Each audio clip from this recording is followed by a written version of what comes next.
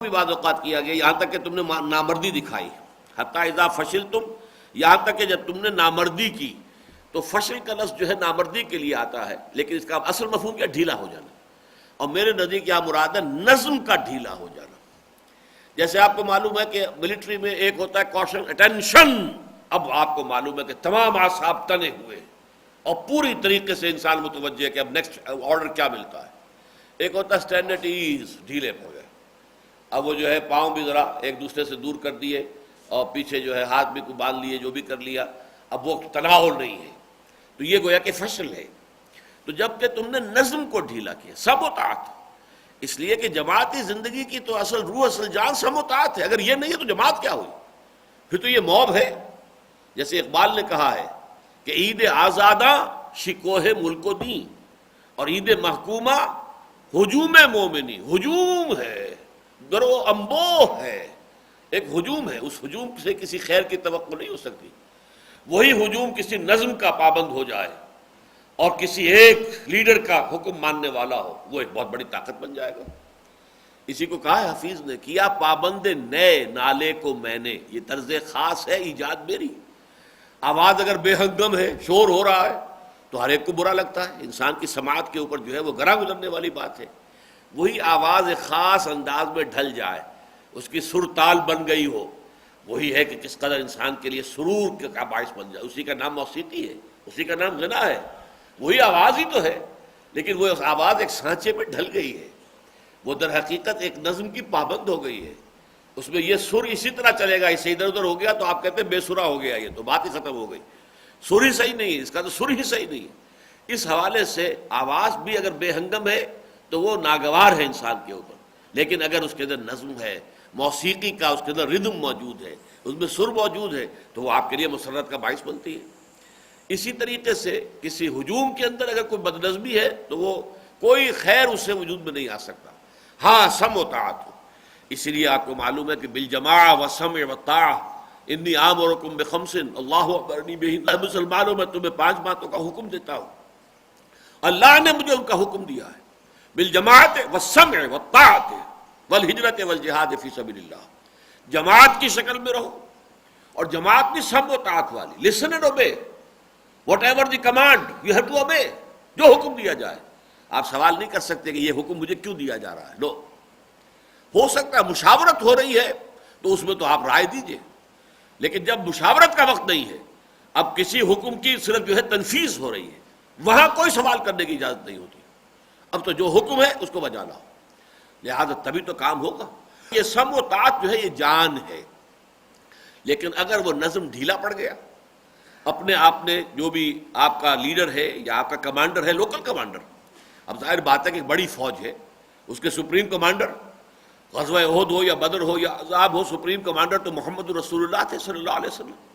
لیکن مختلف جو ہے، اب ایک دایاں بازو ہے فوج کا، ایک بایاں بازو ہے، ایک قلب ہے، ایک جو ہے حرابل دستہ ہوتا ہے، ایک کچھ پیچھے لوگوں کو کھڑا کیا جاتا ہے کہ تم انتظار میں رہنا، جب ایمرجنسی کی ضرورت ہوگی تو تب تمہیں کال دی جائے گی، وغیرہ وغیرہ. اس ہر حصے کے اوپر ایک کمانڈر ہوتا ہے. آپ اس میں لوکل کمانڈر کی بات نہیں مانیں گے تب یہ نظم ختم ہو گیا.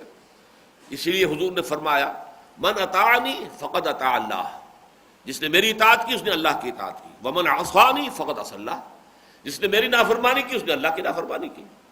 ومن اطاع امیری، جس نے میرے معین کردہ مقرر کردہ امیر کی اطاعت کی اس نے میری اطاعت کی. ومن عصى امیری فقد عصانی، اور جس نے میرے معین کردہ امیر کی نافرمانی کی اس نے میری نافرمانی کی. یہ حدیث جو ہے بہت اہم ہے. اب اس میں کیا ہوا تھا غزوے میں کہ در حقیقت وہ نافرمانی جو ہے وہ لوکل کمانڈر کی ہوئی ہے بالاتفاق. یہ میں بعد میں عرض کروں گا کہ کس کی نافرمانی ہوئی ہے، اس میں جو آراء کیا ہے. لیکن یہ کہ بہرحال یہ بھی اگر لوکل کمانڈر کی بھی، حضرت عبداللہ ابن جبیر ابن نعمان انصاری دوسی بدری رضی اللہ تعالی عنہ، ان کی کمان میں تھے وہ 50 تیر انداز. یہ کمانڈر تھے لوکل، جو اس درے پر معمور کر دیے گئے تھے کہ یہاں سے تم نے نہیں ہٹنا ہے. چاہے تم یہ دیکھو کہ ہم سب ہلاک ہو گئے اور ہماری ناشوں کو جو ہے وہ پرندے نوچ نوچ کر کھا رہے ہیں، گدھ ہیں، کوے ہیں، ہماری ناشوں کے اوپر لگے ہوئے، تب بھی تم نے یہاں سے نہیں ہلنا ہے.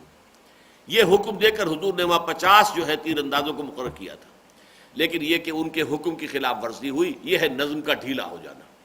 حتی اذا فشلتم، یہاں تک کہ جب تم ڈھیلے پڑے، یعنی تم نے نظم کو ڈھیلا کر دیا، سم و تعاظ کی بات جو ہے اس کو ترک کیا، وَتَنَازَعْتُمْ فِي الْأَمْرِ، اور معاملے میں تم نے تنازع کیا۔ تنازع کیا ہے؟ نزع کہتے ہیں کھینچنے کو، نزع، عالم نزع کیا ہے؟ جبکہ جان کھینچ رہی ہوتی ہے، فرشتہ جو ہے اخرجوا انفسکم، نکالو اپنی جانیں، تو جان کھینچتی ہے انسان کے وجود میں سے، نزع۔ لیکن باب جب تفاعل میں آئے گا، تفاعل اور مفاعلہ جو ہے یہ ایک دوسرے کے بہت قریب ہیں، تو اس میں ہوتا ہے کہ آپ ادھر کھینچ رہے ہیں، وہ ادھر کھینچ رہے ہیں، رسہ کشی ہو رہی ہے۔ رسہ کشی جو ہے در حقیقت وہ تنازع ہے، تنازع بھی اور منازعت بھی، منازعت مفاعلہ، تنازع تفاعل، ان دونوں کا جو حاصل ہے یہ کہ دو گروہ یا دو افراد ایک دوسرے کے مقابلے میں، تم ادھر کھینچ رہے ہو، ادھر کھینچ رہے ہو۔ تنازع کیا ہوا؟ تنازع یہ ہوا کہ کچھ لوگوں نے یہ کہا کہ اب تو فتح ہو گئی، اب وہ حکم حضور کا ختم ہوا۔ کمانڈر نے اور کچھ اور لوگوں نے ان سے کہا کہ نہیں، تم غلط کہہ رہے، حضور نے جو حکم دیا تھا وہ اپنی جگہ پر، مت ہلو یہاں سے۔ کہ نہیں، حضور نے تو جو فرمایا تھا وہ شکست کی صورت میں فرمایا تھا کہ اگر ہم سب کے سب ہلاک ہو جائیں، تم دیکھو کہ ہماری لاشوں کو گدھ اور کوے جو ہے وہ نوچ نوچ کر کھا رہے، تب بھی تم یہاں سے رہے۔ اب تو صورتحال مختلف ہو گئی ہے۔ یہ ہے تنازع۔ ایک کی رائے وہی تھی کہ حضور کے حکم کے اوپر قائم رہا جائے چاہے کچھ بھی ہو جائے، اور حضور نے جو حکم دیا ہے اور اس کے حکم کو ایگزیکیوٹ کرنے والے آن دی اسپاٹ۔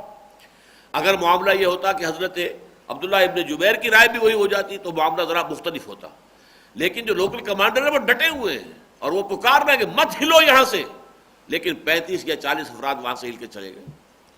لہذا پھر ایک ہی جو ہے غار، جو خالد ابن ولید اپنے 200 یعنی اسٹرینگتھ جو تھی ان کے رسالے کی، 200 ہارسز اسٹرانگ کیولری، اس کے ساتھ جب ٹوٹ کر گرے ہیں ایک دفعہ، ظاہر بات ہے 10 تیر انداز 10 کو مار دیں گے، کتنوں کو ماریں گے؟ لیکن وہاں تو ظاہر بات ہے کہ ایک ریلا چڑھا آ رہا ہے، سیلاب آ رہا ہے، وہ 10 کے 10 شہید ہو گئے۔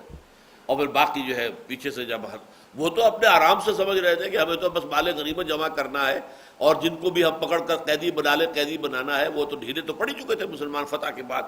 ان پر اچانک جو بپتا آئی ہے تو پھر جو صورتحال ہوئی وہ قیامت صغریٰ سے کم نہیں تھی کہ 70 صحابہ شہید ہو گئے، حضور مجروح ہوئے، حضور کے قتل ہو جانے کی، شہید ہو جانے کی خبریں بھی اڑ گئیں، بہت سے لوگوں کے حوصلے جواب دے گئے، بہت سے لوگ جو ہے میدان چھوڑ کر بھاگ بھی گئے۔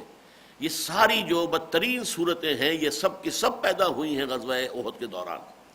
لیکن اللہ تعالیٰ یہاں فرما رہے کہ وَلَقَدْ صَدَقَكُمُ اللَّهُ وَعْدَهُ، تم ہمیں کوئی دوش نہیں دے سکتے، کوئی دوش تم ہمیں نہیں دے سکتے، ہم سے کوئی شکایت نہیں کر سکتے، ہم سے تمہارا کوئی گلہ نہیں ہے، اس لیے کہ ہم نے اپنا وعدہ پورا کر دیا تھا۔ اللہ نے تو تم سے مسلمانوں اپنا وعدہ سچا کر دیا تھا، اِذْ تَحُسُّونَهُم بِإِذْنِهِ، جبکہ تم ان کو گاجر مولی کی طرح کاٹ رہے تھے اللہ کے اذن سے، اللہ کے حکم سے۔ حتیٰ اذا فشلتم، یہاں تک کہ جب تم ڈھیلے پڑے، تم نے نظم کو ڈھیلا کر دیا، وتنازعتم فی الامر، اور ایک معاملے میں تنازع اور منازعت کی شکل اختیار کی، وعصیتم من بعد ما اراکم ما تحبون، اور تم نے نافرمانی کی۔ اب یہاں سوال پیدا، نافرمانی کس کی؟